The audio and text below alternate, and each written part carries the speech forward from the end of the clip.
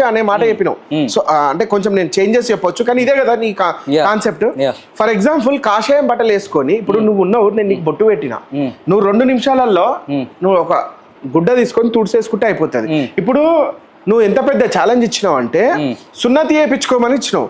ఒకవేళ నువ్వు ఇప్పుడు ఆయన సున్నతి చేయించుకుంటాడు, మరి నీ సున్నతి ఏదైతే ఉందో మరి దాన్ని నువ్వు హిందూ లెక్క మారగలుగుతావు? నీ సున్నతిని మళ్ళీ ఇంకా అంటే నేను పచ్చిగా చెప్తున్నా.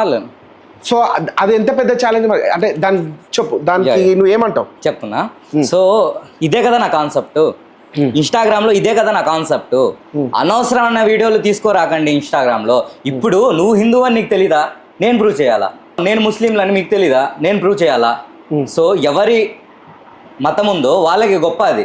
సో అతను వచ్చేసి నన్ను బొట్టు పెట్టుకో, జై శ్రీరామ్ చెప్పు, సో రోడ్లలో తిరుగంటే వెళ్ళి నా పాత వీడియోలో చూసుకోవా ఎన్నిసార్లు జై శ్రీరామ్ చెప్పాను. అండ్ మొన్న ర్యాలీ ఏదో జరిగింది హనుమాన్ జయంతికి, ఆ ర్యాలీలో కూడా వెళ్ళా, బట్ నేను ఫొటోస్ దిగి స్టిల్ పెట్టలా. అండ్ పాకిస్తాన్కి క్యాండిల్ ఏదో వీడియో చేసాడు ఎవడో, పాకిస్తాన్ జెండా తొక్కలేదా, పాకిస్తాన్ క్యాండిల్ ర్యాలీ పోయలేదా అంటే నేను